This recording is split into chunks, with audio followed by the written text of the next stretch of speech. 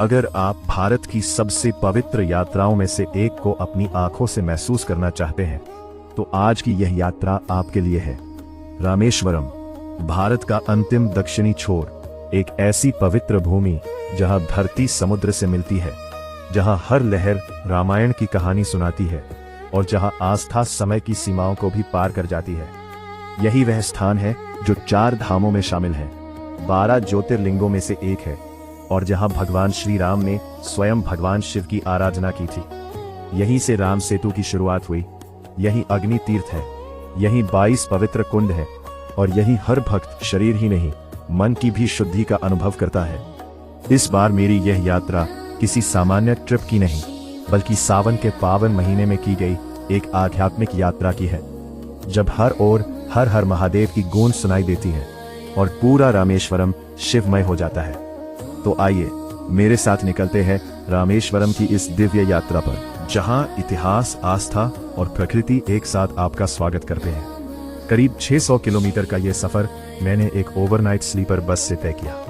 Ticket का किराया लगभग 800 रुपए से 1500 रुपए के बीच था और सफर काफी आरामदायक रहा। सुबह आंख खुली तो सामने था भारत का ऐतिहासिक पंबन ब्रिज। समुद्र के बीच बना ये शानदार पुल मानो रामेश्वरम में आपका भव्य स्वागत कर रहा हो। 100 साल से भी ज्यादा पुराना ये भारत का पहला समुद्री रेलवे पुल था, जिसकी लंबाई लगभग 2.3 किलोमीटर है। इसका सबसे खास हिस्सा है इसका डबल लीफ वैस्क्यूल सेक्शन, जिसे जहाजों के गुजरने के लिए खोला जाता है। पंबन ब्रिज को पार करते समय चारों ओर फैला नीला समुद्र, दूर तक दिखाई देती मछुआरों की नावें और समुद्र की ठंडी हवाएं ऐसा एहसास कराती हैं कि आप किसी साधारण शहर में नहीं बल्कि एक दिव्य भूमि में प्रवेश कर रहे हैं। सुबह लगभग 10 बजे हम रामेश्वरम पहुंचे। स्टेशन से ऑटो लेकर अपने होटल पहुंचे, जो रामनाथ स्वामी मंदिर से सिर्फ 500 मीटर की दूरी पर था।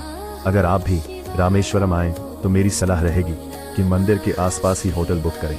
यहाँ 1000 रुपए 1500 रुपए के बीच अच्छे और बजट फ्रेंडली होटल आसानी से मिल जाते हैं। थोड़ा आराम करने और फ्रेश होने के बाद हमने अपनी यात्रा की शुरुआत की रामेश्वरम के सबसे पवित्र स्थल अग्नि तीर्थम से। यही वह समुद्र तट है जहां हर श्रद्धालु अपनी रामेश्वरम यात्रा का पहला कदम रखता है। मान्यता है कि लंका विजय के बाद भगवान श्री राम ने यहीं स्नान कर ब्रह्म हत्या दोष से मुक्ति प्राप्त की थी।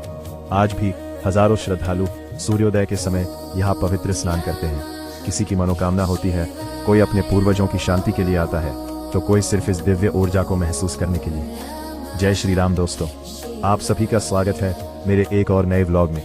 फिलहाल मैं खड़ा हूँ रामेश्वरम के सबसे पवित्र स्थान अग्नि तीर्थम पर। यहीं से हर श्रद्धालु अपनी यात्रा शुरू करता है। रामनाथ स्वामी मंदिर में दर्शन करने से पहले यहाँ समुद्र स्नान करना शुभ माना जाता है। इसके बाद मंदिर के अंदर स्थित 22 पवित्र कुंडों में स्नान किया जाता है और फिर भगवान रामनाथ स्वामी के दर्शन किए जाते हैं। जैसे हरिद्वार में लोग पिंडदान और श्राद्ध के लिए आते हैं, वैसे ही रामेश्वरम भी पितृ कर्मों के लिए बेहद महत्वपूर्ण तीर्थ माना जाता है। देश भर से हजारों श्रद्धालु यहाँ पूजा अर्चना और पिंडदान कराने पहुँचते हैं। अब चलते हैं रामनाथ स्वामी मंदिर के अंदर स्थित उन 22 पवित्र तीर्थ कुंडों की ओर, जिनके बारे में कहा जाता है कि हर कुंड का जल अलग है, हर कुंड की कहानी अलग है और हर कुंड का आशीर्वाद भी अलग है।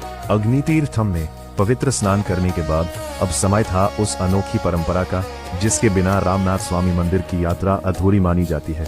22 पवित्र तीर्थ कुंडों का स्नान। मंदिर परिसर के अंदर स्थित ये 22 कुंड केवल जल के स्रोत नहीं है, बल्कि सदियों से चली आ रही आस्था और आध्यात्मिक विश्वास के प्रतीक है। मान्यता है कि भगवान श्री राम ने अपने 22 बाणों से इन तीर्थों को प्रकट किया था ताकि लंका विजय के बाद पूरी सेना का शुद्धिकरण हो सके। सबसे हैरानी की बात यह है कि सभी कुंड एक दूसरे के बेहद करीब होने के बावजूद हर कुंड के पानी का स्वाद, तापमान और गुण अलग अलग महसूस होते हैं। यही वजह है कि वैज्ञानिक भी इस रहस्य पर अध्ययन करते रहे हैं। अगर आप भी यहाँ स्नान करना चाहते हैं तो सामान्य टिकट लगभग 25 रुपए की होती है। वहीं कई श्रद्धालु स्थानीय गाइड भी लेते हैं, जो लगभग 200 से 250 रुपए में हर कुंड पर बाल्टी से स्नान करवाते हैं और उसके महत्व के बारे में बताते हैं। एक एक बाल्टी पानी जैसे शरीर पर नहीं बल्कि मन पर भी गिर रही थी। ऐसा महसूस हो रहा था मानो हर कुंड अपने साथ सदियों पुरानी कोई कथा सुनाता हो। 22 कुंडों का स्नान पूरा करने के बाद हम पहुंचे रामेश्वरम के हृदय श्री रामनाथ स्वामी मंदिर। ये केवल एक मंदिर नहीं बल्कि भारत की सबसे महान धार्मिक और स्थापत्य धरोहरों में से एक है। इसका विशाल गलियारा दुनिया का सबसे लंबा मंदिर कॉरिडोर माना जाता है।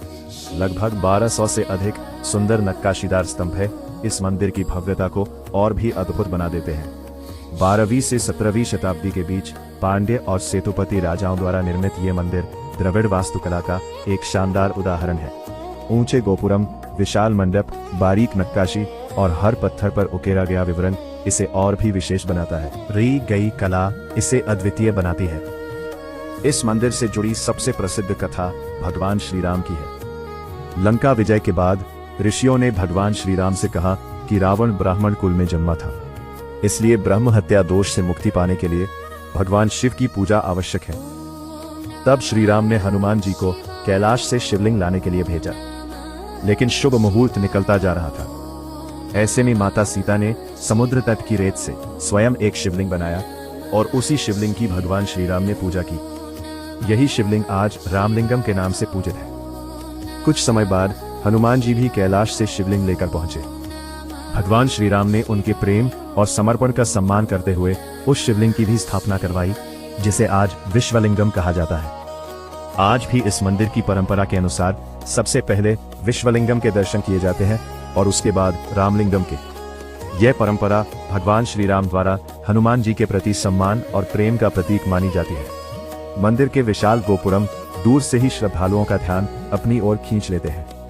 इन पर देवी देवताओं, यक्षों और अनेक पौराणिक कथाओं की सुंदर मूर्तियां उकेरी गई हैं। जैसे जैसे आप मंदिर के भीतर प्रवेश करते हैं, भक्ति का वातावरण और भी गहरा होता जाता है। मंदिर परिसर के भीतर स्थित पारंपरिक बाजार भी देखने लायक है। यहाँ आपको रुद्राक्ष की मालाएं, शंख, चंदन, प्रसाद, पूजा सामग्री और रामेश्वरम की यादगार हस्तशिल्प वस्तुएं आसानी से मिल जाती हैं।